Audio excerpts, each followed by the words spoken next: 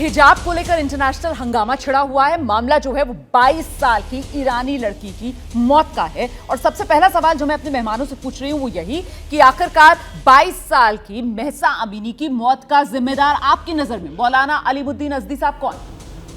देखिए, अच्छा होता रुबीना जी अगर आप ईरान के किसी नुमाइंदे को यहाँ बुलाती और उससे ये सवाल करती।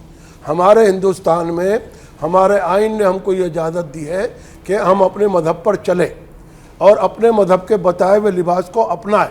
लेकिन दुखी की बात है, हिंदुस्तान में दुख की बात है बहुत कि आज हमारे धार्मिक मामलात पर हुकूमत नहीं बल्कि पूरा इंटरनेशनल मीडिया हमारे पीछे पड़ा हुआ है। हमने आज तक किसी मज़हब के बारे में नहीं पूछा। किसी भी मुसलमान व्यक्ति ने जो धर्म से मुताल्लिक़ है, जो धर्म से ताल्लुक़ रखता है, बड़ा दुख का विषय है ये कि ऐसे विषयों पे बुलाए जाते हैं, डिबेट होती है और हम लोग आते हैं जी।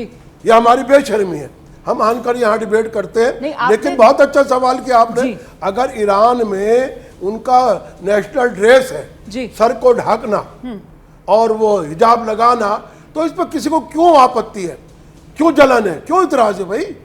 अगर वहाँ का कोड ऑफ ड्रेस है वहाँ का तो क्या इतराज है ईरान का?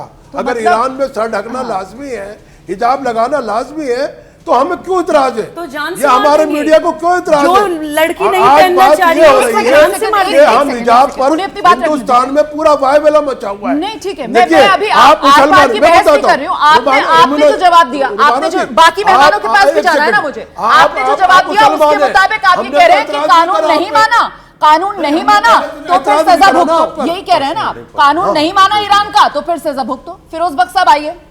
देखिए, आपने सबसे पहला जो सवाल किया है वो जो महसा अमीनी की जो कत्ल किया गया है, आखिर उसका जिम्मेदार कौन है? मेरे ख्याल से सीधा जवाब नहीं आया। सुबुही ने कुछ हद तक सही जवाब दिया। इसका जिम्मेदार जो कट्टरपंथी लोग हैं।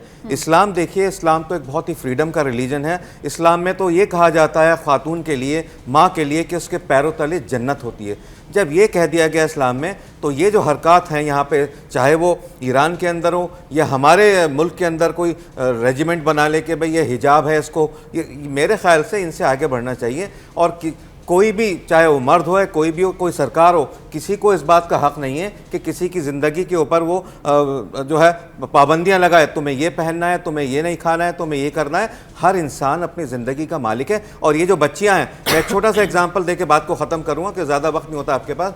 जामा मस्जिद में मैं बताता हूँ क्या हुआ। सादिया देहलवी के साथ हम एक फिल्म बना रहे थे। वहाँ ये बताया गया कि वहाँ बच्चियों को खिड़कियों से झांकने नहीं दिया जाता। बुर्के में पहनती है, ठीक है, बिल्कुल बुर्का पहने। एक मिनट, बात पूरी होने दें, कहिए अपनी बात। आप बात पूरी होने दीजिए, कंडेम करिए, लेट मी कंप्लीट। नहीं, उसमें क्या होता है, वो बच्चियां गैर मुस्लिम बच्चों के साथ भाग जाती हैं। बिल्कुल ऐसा होता है।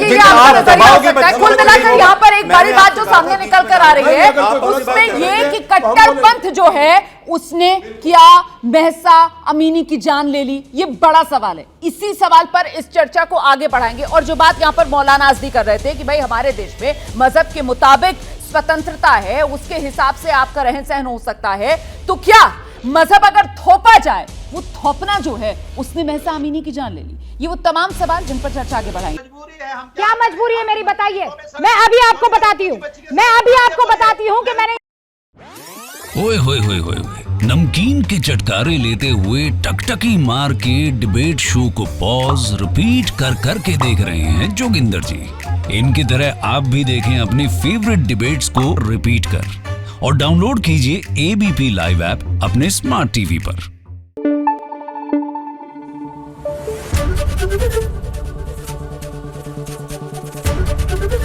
एबीपी न्यूज आपको रखे आगे।